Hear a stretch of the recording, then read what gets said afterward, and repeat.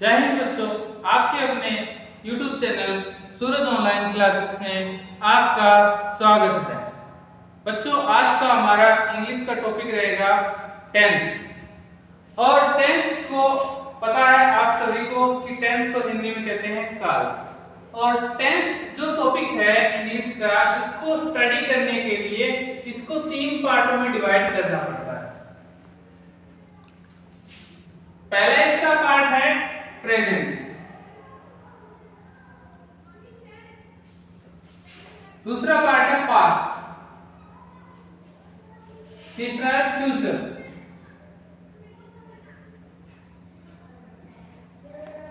Present को हिंदी में कहते हैं बच्चों वर्तमान काल,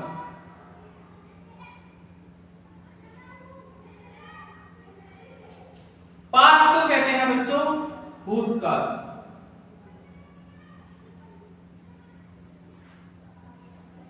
और फ्यूचर को बच्चों कहते हैं भविष्य।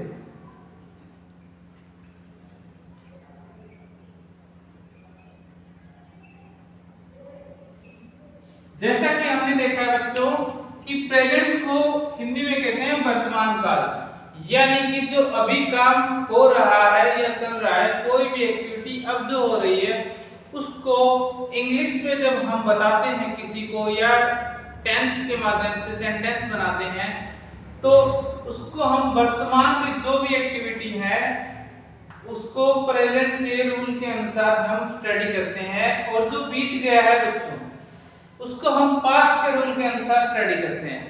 और जो आने वाला समय है यानी कि भविष्य काल, जो भविष्य के सारे सेंटेंस बनेंगे जो फ्यूचर में बनते हैं इसके रूल के अनुसार।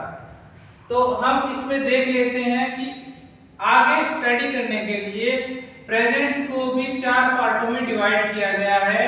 Present indefinite tense, present continuous tense, present perfect tense, present perfect continuous tense, present indefinite tense, present continuous tense, present perfect tense, present perfect continuous tense. इसी प्रकार बच्चों आगे जो हमारा पास्ट है, पास्ट को भी इसी प्रकार स्टडी करने के लिए 4 भागों में बांट किया जाता है। Past indefinite tense, past continuous tense, past perfect tense, past perfect continuous tense. इसी प्रकार बच्चों फ्यूचर को भी 4 पार्टों में डिवाइड किया जाता है, पर स्टडी 3 ही पार्टों में की जाती है। Future indefinite tense, future continuous tense, future perfect tense, future perfect continuous tense. जब भी बच्चों आप किसी भी बुक से टेंस करते हो तो जो फ्यूचर परफेक्ट कंटीन्यूअस टेंस है इसका कहीं भी जिक्र नहीं आता बच्चों, क्योंकि ये यूज ही नहीं होता। इससे रिलेटेड जो सेंटेंस है वो एग्जाम में आते ही नहीं है। यानी कि ये कह सकते हैं बच्चों कि फ्यूचर परफेक्ट कंटीन्यूअस टेंस के जो सेंटेंस है, एग्जांपल्स है, जो भी क्वेश्चन बनता है एमसीक्यूज का, वो अभी तक एग्जाम में आया ही नहीं है। तो इसीलिए हम इस पार्ट को न करकर बाकी सभी पार्ट्स को एक एक कर करेंगे। तो सबसे पहले बच्चों हम करेंगे प्रेजेंट इंडेफिनिट टेंस का पहला पार्ट। प्रेजेंट का पहला पार्ट होता है प्रेजेंट इंडेफिनिट टेंस। तो बच्चों बाकी सभी हमने इरेज कर दिया है, सिर्फ और सिर्फ हमने रहने दिया है प्रेजेंट टेंस। प्रेजेंट टेंस का कौन सा पार्ट? प्रेजेंट इंडेफिनिट टेंस करेंगे बच्चों। प्रेजेंट इंडेफिनिट टेंस का जो रूल बनता है बच्चों वो बनता है सब्जेक्ट प्लस वर्ब की फर्स्ट फॉर्म प्लस एस या ईएस या आईईएस प्लस ऑब्जेक्ट। बच्चों आज तक आपने पढ़ा होगा कि जो प्रेजेंट इंडेफिनिट टेंस है उसमें सब्जेक्ट के साथ लगता है एस या ईएस, परंतु बच्चों आज तक आपको पता ही नहीं चला कि ई आई ई एस भी लगता है। वो कैसे लगता है बच्चों, आप आज सीखेंगे कि किस प्रकार वर्ब की फर्स्ट फॉर्म के साथ आई ई एस भी लग सकता है। वो किस प्रकार लगता है बच्चों, आज तक समझ में नहीं आया, वो आज आ जाएगा आपको कि किस प्रकार लगेगा। तो सब्जेक्ट देख लेते हैं पहले। सब्जेक्ट में हम यूज करते हैं आई, वी, दे, यू और ही, सी, इट या कोई नाम है तो बच्चों नाम को भी हम यूज कर सकते हैं सब्जेक्ट में। आई को हिंदी में कहते हैं मैं, यानी कि आई हमेशा अपने लिए यूज होता है बच्चों। जब भी कोई सेंटेंस बोलता है तो वो जब भी स्टार्ट करता है तो सेंटेंस को आई से स्टार्ट करेगा, तो आई का मतलब मैं, वो अपने बारे में बता रहा है बच्चों। कोई भी वर्ब है, क्रिया है, किसी ऑब्जेक्ट पे होती है तो वो अपने बारे में बता रहा है कि ये जो क्रिया है वो मैं कर रहा हूं। अगर कोई भी बच्चा सब्जेक्ट में यूज करता है वी का, तो वी का मतलब होता है बच्चों हम। हिंदी में हम में बोलता कब होती है बच्चों, हम का मतलब होता है एक से ज्यादा बच्चे हैं और वो किसी काम को, किसी वर्क को किसी ऑब्जेक्ट पर एक साथ कर रहे हैं, तो उसमें हमेशा ही सब्जेक्ट में लगता है बच्चों वी। दे लगता है बच्चों वे। जब हिंदी में यूज होता है वे, यानी कि आप बताते हो किसी और के लिए, और वहां पर क्या है, एक से ज्यादा है, एक से ज्यादा है तो हम उन सभी के लिए यूज करते हैं बच्चों दे। दे का मतलब होता है वे। जब तो आप किसी को कोई भी बात कहते हो, कोई भी क्रिया के बारे में बताते हो, ऑब्जेक्ट के बारे में बताते हो, तो जो सुनने वाला होता है सामने वाला, जैसे कि मैं आपको कहूं कि आई गो टू स्कूल, तो मैं हूं आई, और जब आप मुझे सुन रहे हो तो आप मेरे लिए हो बच्चों यू, तो सामने वाला हमेशा ही होता है यू। अगर आपके लिए वो बंदा, जैसे सामने वाला बच्चों आपके लिए फॉर्मल है, तो आप हिंदी में कह सकते हो आप। अगर इनफॉर्मल है तो कह सकते हो तुम। अब आपको जानकर खुशी होगी कि जो यू का मतलब है आप और तुम, फॉर्मल और इनफॉर्मल, इसका अंतर भी हम ही बताते हैं बच्चों। आपको किस प्रकार बताएंगे, देखो आप होता है जब हम किसी फॉर्मल सिचुएशन में कहते हैं। अगर आप कहते हो बच्चों इनफॉर्मल सिचुएशन के लिए, जैसे कि फॉर्मल होता है आपको कोई भी व्यक्ति जानता नहीं है बच्चों, और उसको आप कोई भी बात कहते हो, तो वो क्या है, आपके लिए फॉर्मल है। जैसे हमारे घर में मेहमान आ गए और हम उसको कोई भी चीज पूछते हैं तो इस प्रकार पूछते हैं, आप ये लोगे क्या, आप ये लोगे, पानी लोगे जी आप, तो वो हमारे लिए क्या है, फॉर्मल होते हैं। उनके सामने हमें बनना पड़ता है, हम होते नहीं है पर भी क्या है, बनना पड़ता है। इसी प्रकार क्या है जो तुम यूज करते हैं, तुम हम यूज करते हैं बच्चों। जैसे कि हम अपने दोस्तों में हैं तो हम आपस में कहते हैं ना, तू यू क्या कर रहे हो, तुम ऐसे मत करो, तुम ये मत करो, तो उस समय आता है तुम, यानी कि इनफॉर्मल। आप उसको जानते हो, वो आपको जानता है कि आप कितने पानी में हो, वो कितने पानी में, आपस में जानते हैं बच्चों, तो हम यूज करते हैं तुम। ही यूज करते हैं, हिंदी में होता है ही का मतलब वह, और वह किसी लड़के के लिए, किसी लड़के के लिए होता है। अगर यूज होता है सब्जेक्ट में बच्चों सी, तो सी का मतलब भी हिंदी में होता है वह, परंतु किसके लिए? लड़की के लिए। अगर कोई लड़की है और उसके लिए हमें यूज करना पड़ेगा सी थर्ड पर्सन में। इट लड़का या लड़की नहीं है, तो हम करते हैं बाकी सभी चीजों के लिए इट का यूज। और हम सब्जेक्ट में यूज कर सकते हैं किसी का नाम भी, जैसे नाम हो सकता है राम। इसी प्रकार किसी का भी नाम भी यूज कर सकते हैं सब्जेक्ट में बच्चों।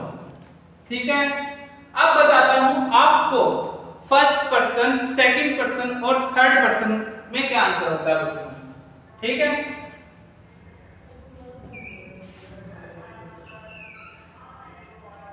जैसे फर्स्ट पर्सन होता है बच्चों, यानी कि फर्स्ट पर्सन में हम यूज करते हैं किसका? आई और वी का।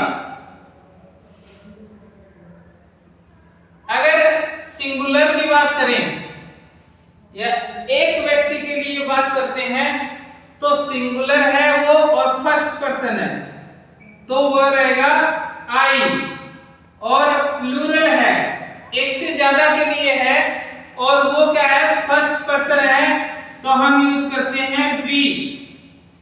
सेकंड पर्सन होता है बच्चों सामने वाला। सेकंड पर्सन में हम यूज करते हैं सिंगुलर भी हम यूज करते हैं यू, और प्लूरल में भी हम हमेशा यूज करते हैं यू का ही। थर्ड पर्सन की बात करते हैं बच्चों। थर्ड पर्सन में सिंगुलर में तो हम यूज करते हैं ही, सी, इट, या कोई नाम है तो बच्चों यूज करते हैं हम सिंगुलर में।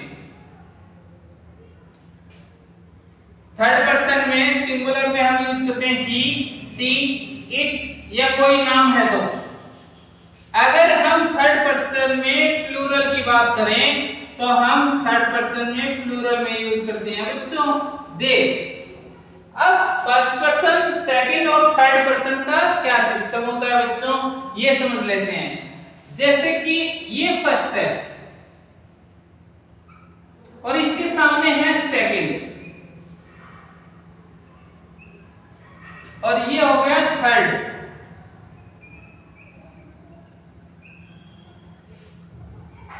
जैसे फर्स्ट पर्सन है राम, सामने है सीता, और थर्ड पर्सन है जैसे लक्ष्मण। राम पूछता है सीता से कि क्या तुम चाय लोगे, तो राम कहेगा सीता से तुम चाय लोगी, तो कहेगा डू यू टेक टी,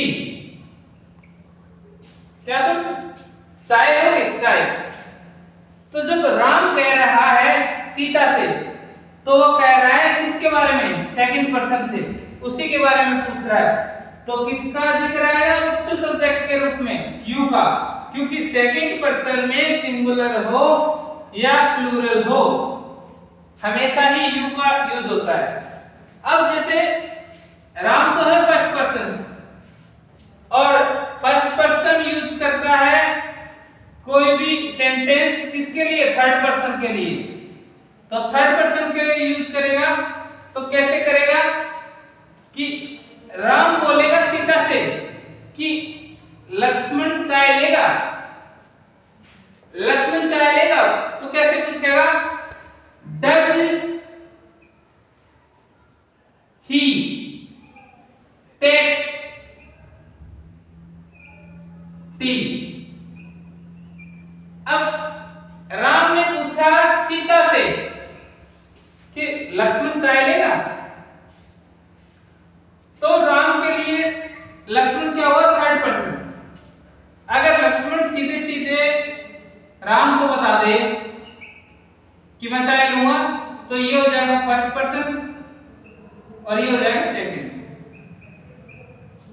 और राम इसी प्रकार लक्ष्मण से सीधे सीधे पूछ लेता है कि क्या तुम चाय लोगे, तो राम तो फर्स्ट पर्सन है ही, लक्ष्मण यहां पर सेकंड पर्सन हो जाएगा। समझ गए बच्चों? जो व्यक्ति सामने वाले से पूछता है वो सामने वाला हो जाता है सेकंड पर्सन। अगर राम पूछता है, अगर मैं आपसे पूछूं किसी और के बारे में, तो मैं फर्स्ट पर्सन हूं, आप सेकंड पर्सन हो, और जो तीसरा व्यक्ति है जिसके बारे में हम पूछ रहे हैं वो है थर्ड पर्सन। इसी प्रकार हम आगे इस रूल को करते हैं बच्चों।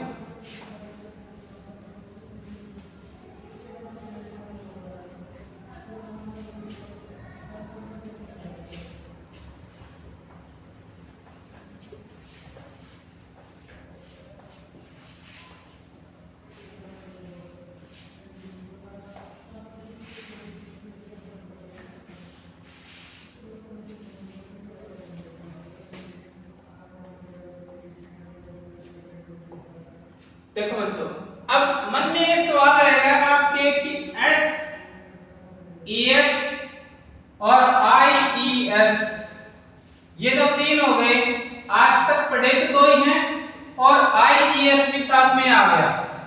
ये आता कैसे है बच्चों? देखो, अगर सब्जेक्ट में आई यू वी दे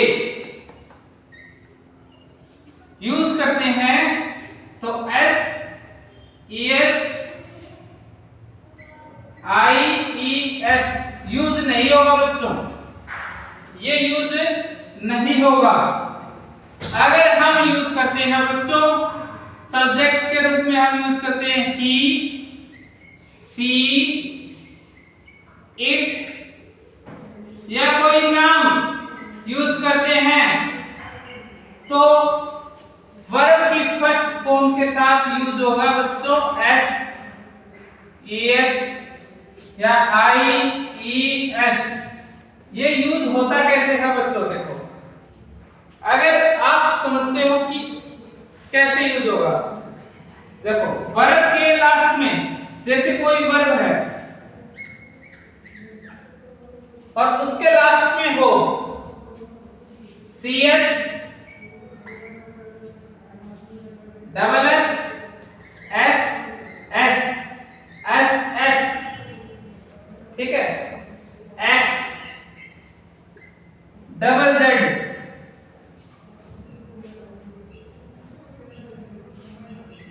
या हो ओ, तो यूज होगा बच्चों ई एस।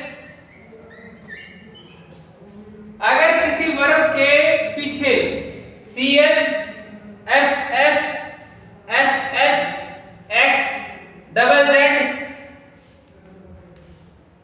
लगा है या ओ लगा है, तो यूज होगा बच्चों ई एस।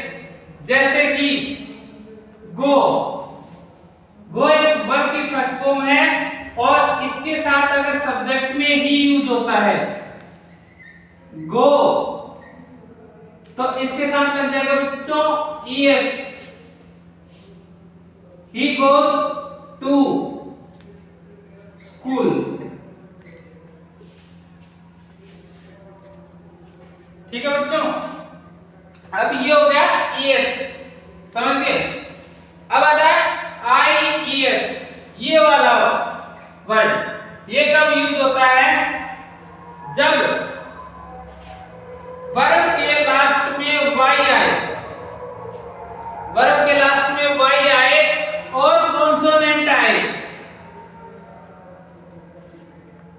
वर्ब के लास्ट में वाई आए और आए कॉन्सोनेंट, जैसे कि स्टडी,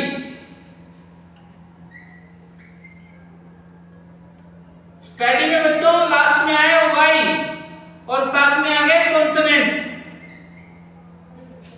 कॉन्सोनेंट है डी। तो अब इसका जैसे बनेगा कैसे, स्टडी का बन जाएगा S T U D, Y change हो जाएगा आई में और साथ में लग जाएगा ई एस।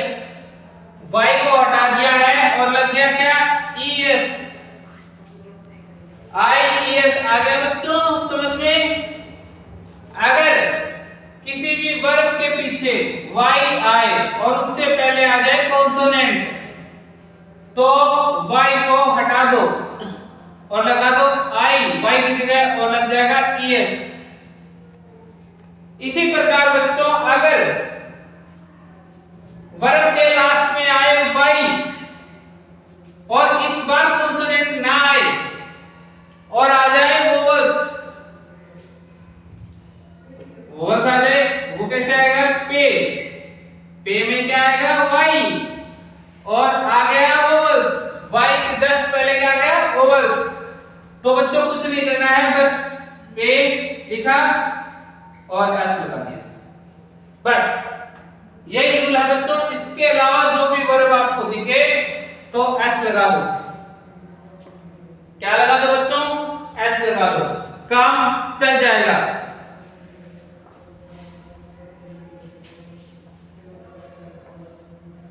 इसके बाद हम देख लेते हैं बच्चों एग्जांपल्स, किस प्रकार हम एग्जांपल्स बनाएंगे।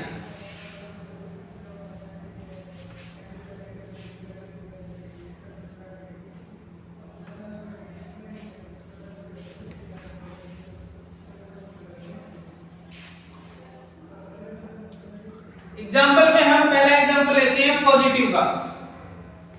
पॉजिटिव हमेशा ही सबसे पहले क्या आंसर को रहना चाहिए, पॉजिटिव। पॉजिटिव का पहला एग्जाम्पल होगा, जैसे सब्जेक्ट में हम यूज करेंगे आई, वर्ब की फर्स्ट फॉर्म यूज करेंगे टेक, टी। इसकी जगह मिल्क भी यूज कर सकते हो, कोई और ऑब्जेक्ट भी यूज कर सकते हो। और इसी प्रकार के ऑब्जेक्ट अगर आपको चाहिए तो आप हमारे चैनल सूरज ऑनलाइन क्लासेस की शॉर्ट वीडियो में जाकर देख सकते हो। जो भी वोकैबुलरी वहां पर शॉर्ट वीडियो में डाली हुई है वो सारे के सारे आपके ऑब्जेक्ट हैं बच्चों। और इसी के साथ आने वाली वीडियोस में हम आपको सारी वर्ब भी करवाएंगे बच्चों, एक एक करके सारी वर्ब आपके चैनल, आपके अपने चैनल सूरज ऑनलाइन क्लासेस में मिल जाएगी। इसी प्रकार एग्जांपल फर्स्ट है ये। अब देखो बच्चों, आई टेक टी, और अगर एस यूज करना है तो यूज करो। आई का यूज नहीं होगा बच्चों सब्जेक्ट में एस के साथ, क्योंकि ही सी इट एनी नेम हो तो ही वर्ब की फर्स्ट फॉर्म के साथ लगता है एस ई एस और आई ई एस। समझ गए बच्चों, आज पहली बार आपने समझा होगा कि आई ई एस भी लगता है। इसी प्रकार ही, गो, गो के लास्ट में क्या आया है, ओ, और जैसे ही ओ दिखे तो समझ जाओ बच्चों ई एस लगेगा। Goes to school,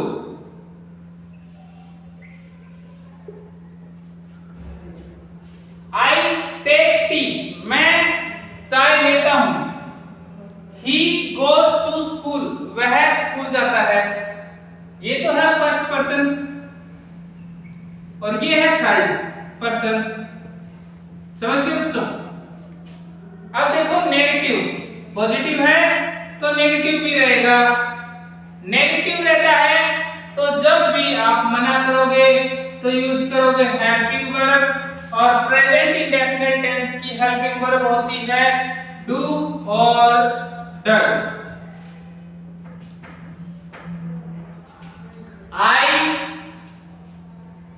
I, you, we, they के साथ लगता है डू, और डज लगता है बच्चों he, she, it, या कोई नाम है तो लगता है डज।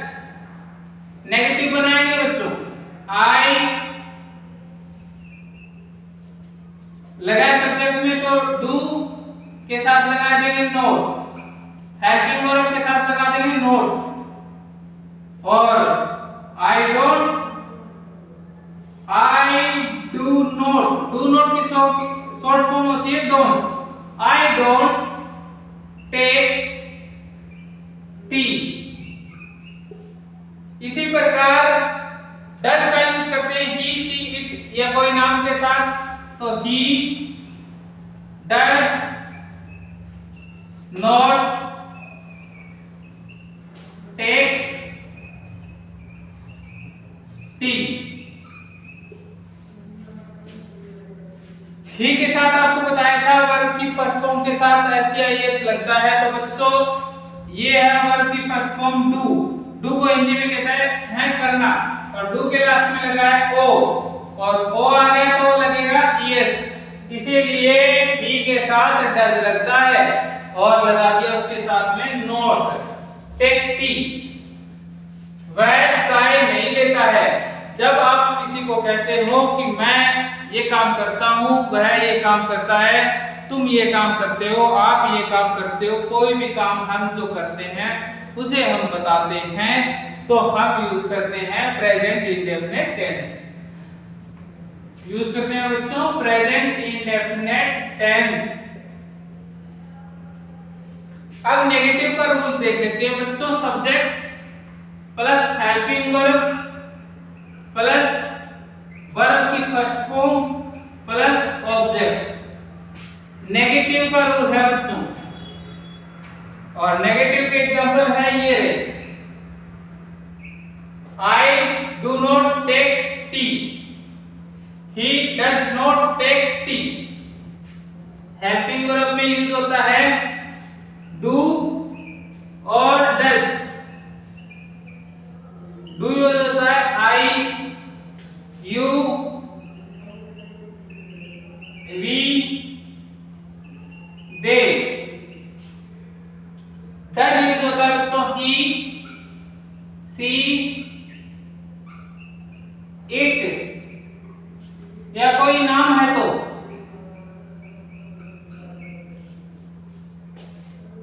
अब देखेंगे बच्चों इसके बाद में इंटेरोगेटिव।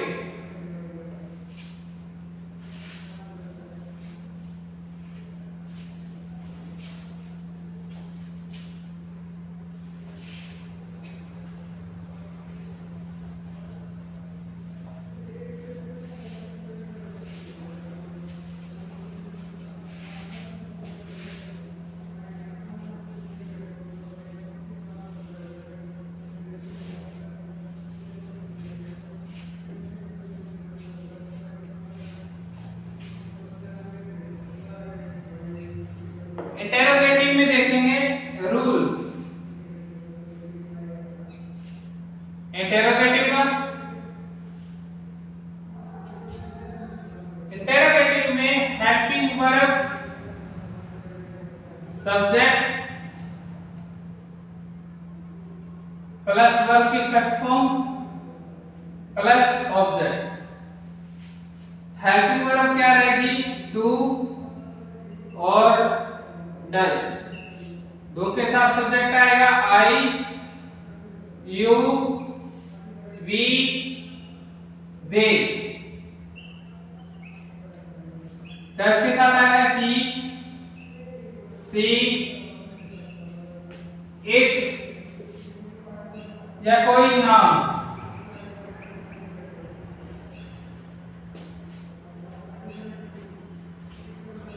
एग्जाम्पल देख लेते हैं बच्चों। सबसे पहले हेल्पिंग वर्ब लेंगे डू, और डू के साथ आई, यू, वी, दे। डू के साथ यूज करते हैं do you take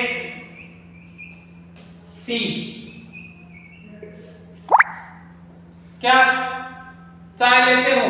do you take T?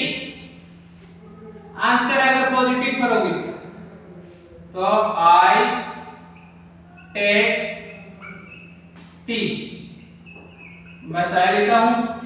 Positive का रूल लागू होता है और नेगेटिव का रूल मैं नहीं लेता हूं। I don't take tea. Helping verb से ही मना करेंगे, मना करना है तो हेल्पिंग वर्ब से ही मना करेंगे। इसी प्रकार बच्चों एग्जांपल देख लेते हैं। Does he take tea? Question mark. Question पूछा है, जब क्वेश्चन डज या डू या डज से होगा तो आंसर आएगा पॉजिटिव या नेगेटिव, या तो यस होगी या नो होगी। तो यस होगी तो ही टेक, ई आ गया तो एस लग जाएगा, ही टेक्स टी। ये तो हो गया पॉजिटिव का एग्जांपल। अगर नेगेटिव का एग्जांपल देखते हैं बच्चों तो ही डज नोट।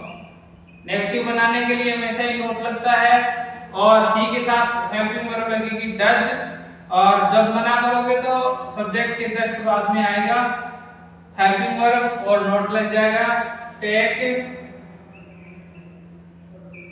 टी। अब ये एस हट गया है क्योंकि डू के साथ ईएस आ गया है पहले।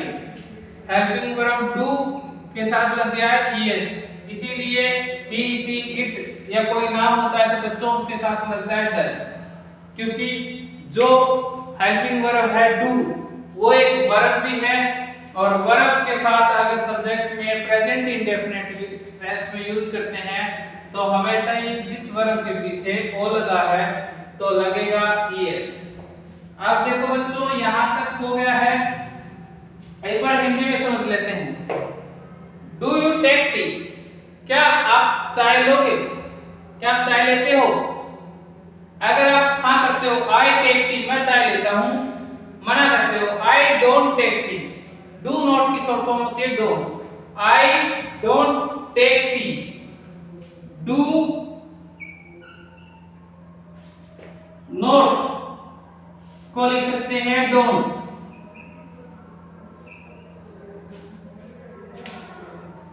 आई डोंट टेक टी, मैं चाय नहीं लेता हूं। इसी प्रकार किसी तीसरे या थर्ड पर्सन से पूछते हैं तो पूछते हैं does he take tea? Does he take tea? Question mark.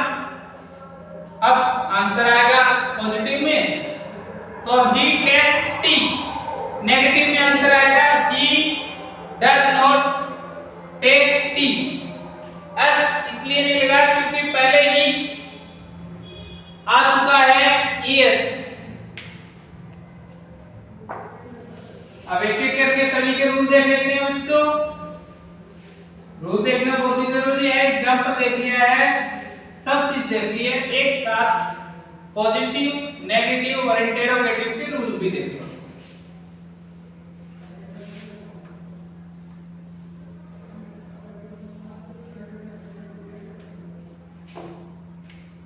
Positive का रूल है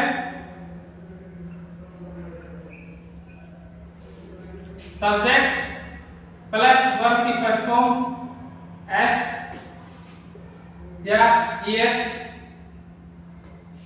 या आईईएस प्लस ऑब्जेक्ट। नेगेटिव का रूल होगा बच्चों, जो रूल हम नेगेटिव में बनाते हैं उसमें सब्जेक्ट लगता है प्लस हेल्पिंग वर्ब लगती है प्लस नोट लगता है प्लस लगता है वर्ब की first form plus object. Positive का रूल है बच्चों